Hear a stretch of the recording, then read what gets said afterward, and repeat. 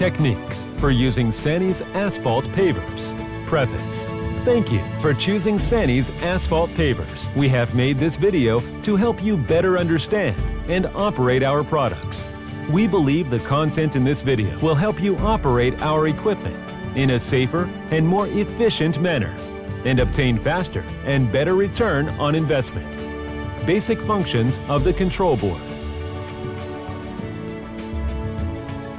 Working light switch. Switch left to turn on the working lights. Switch right to turn off the working lights. Lubricating system switch. Use the switch to control the working mode of the lubricating system. The lubricating system stops when the switch is in the middle. Pivot steering function. Switch left to perform pivot steering. Turn the steering potentiometer to control the direction of pivot steering. Make sure that the accelerator lever is on the neutral position and is in the driving gear.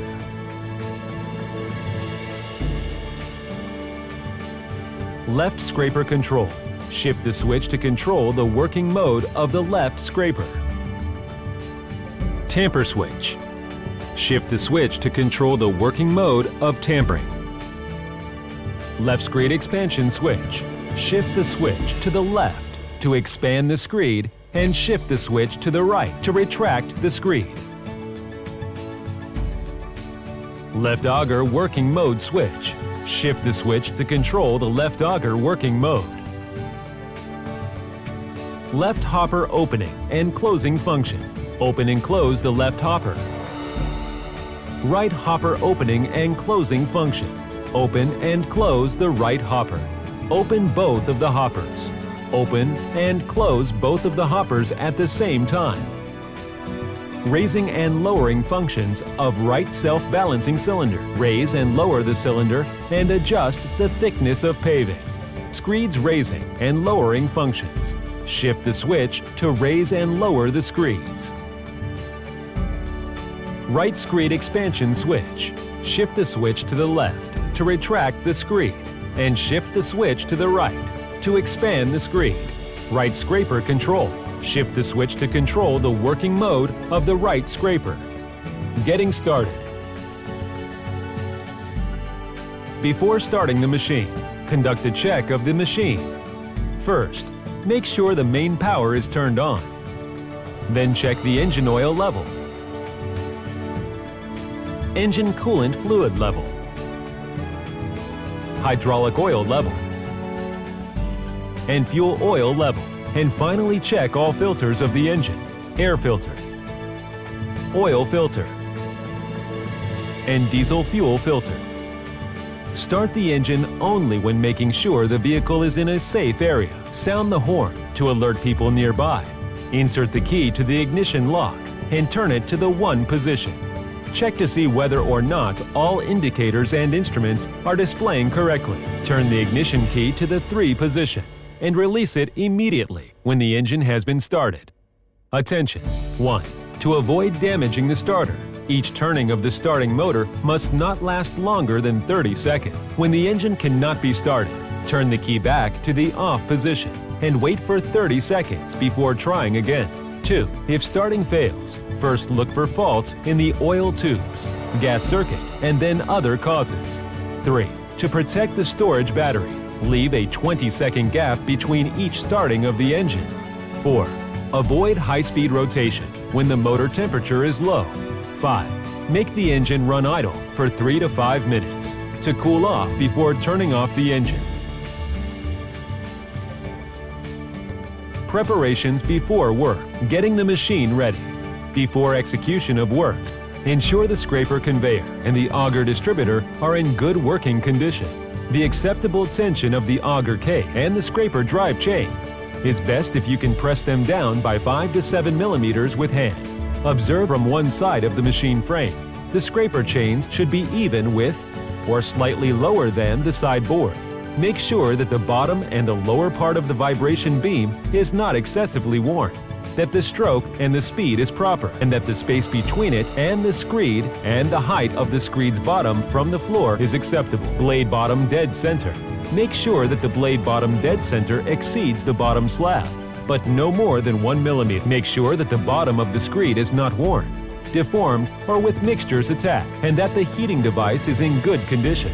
Make sure that the thickness regulator and the camber regulator is in good condition, that there are no abnormal vibrations, and that all the devices work well when automatic leveling device is applied.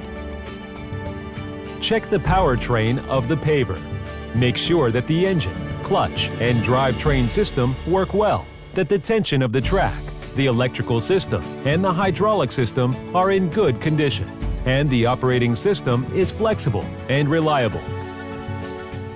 All of those mentioned above must be tested first. Problems must be solved in a timely manner. Make sure that working devices and their adjusting mechanisms are in good condition before the machine is put to work. Set the direction pole. Adjust the direction pole before execution of works. Put the Paver straight according to the reference data. Pull out the direction pole and align the instruction chain or mark point with the reference data. The operator needs to drive the Paver along the direction line. Check the lubrication point. Lubricate the vibrating and the tamping mechanisms of the screen. Lubricate the vibrating and tamping bodies manually by injecting grease into the grease injecting point on the board, which can go into the vibration and tamping bearing plane through the distributor and the grease line. Make sure all the grease lines and connectors are in order and without any breakage before execution of works. Inject grease once after each work shift. Lubricate the feeding system and the distributor system. The driving device of the auger case, bearing hanger, and feeding devices are centrally lubricated, including the manual lubrication mode and automatic lubrication mode. Grease should be injected every half hour when the automatic lubrication mode is started. There are two speed modes in the automatic lubrication mode. Fast mode, lubricate for 20 minutes every half hour. Slow mode, lubricate for 5 minutes every half hour. These two modes can be switched by the lubrication mode function key on the screen. Use the manual lubrication mode when the Paver is used for the first time to ensure that all the lubricated devices are lubricated. Set the mechanical self-balancing device. Set the 0 point. To set the 0 point, make sure the engine is started and the rotational speed is no less than 1500 RPM.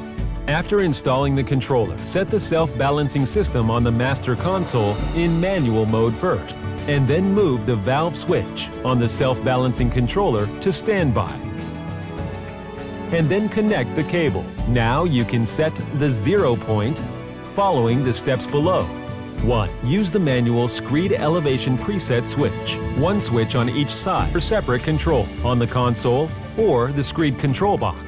And make the diagonal arm of the self-balancing device to be at the angle of 45 degrees from the horizontal level. 2. Turn the sensitivity adjustment button to the middle position.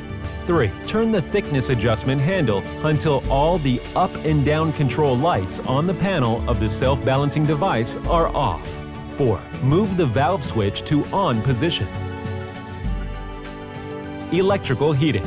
Screed that adopts electrical heating. The preheating temperature is about 100 degrees Celsius and the cycle is about 20 to 40 minutes, depending on the ambient temperature. Heating order.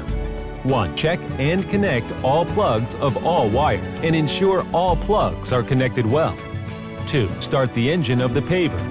3. Open the electric controller cabinet for heating. Move the rotary switch on the left lower side to the Generate Electricity position. Then the green light for Generate Electricity in the middle will be on.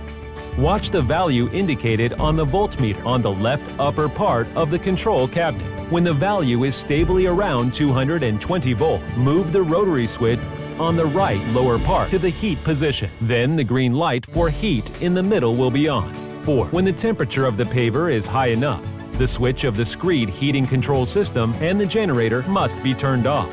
Caution: before generating electricity, the heating system should be in the stop mode. The functions of the screed and their adjustment.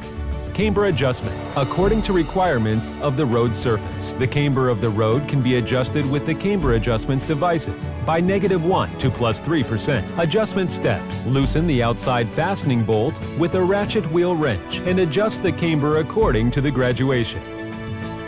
The height difference adjustment device consists of adjustment screws, adjustment nuts, clamp nuts, deflectors, connecting links, and slide blocks. Adjust the height difference of the bottom board.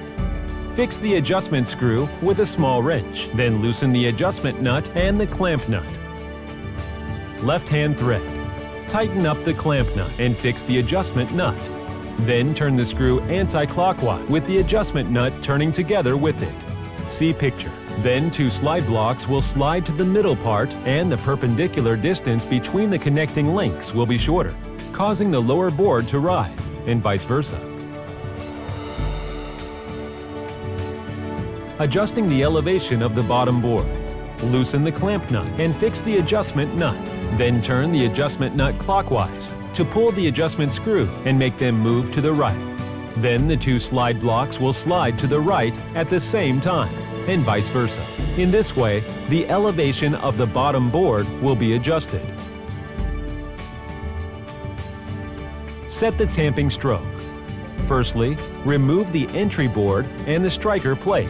Loosen the fastening bolt and fix the positioning plate. Then turn the eccentric sleeve to the same direction to make the stroke mark on the eccentric sleeve. Move near to the H mark on the positioning plate and fix and tighten up the fastening bolt. Caution: the eccentric sleeve should turn in the same direction on the axle, and the angles they turn should be the same. Caution: after the stroke adjustment, the space between blade bottom dead center and the bottom board must also be adjusted. Epilogue: the SANY SMP series asphalt pavers are qualified for all paving works with their excellent dynamic performance, maneuverability, versatility, and flexibility. Work hard to practice the operating skills and use them in all applications. Work safety is your first priority.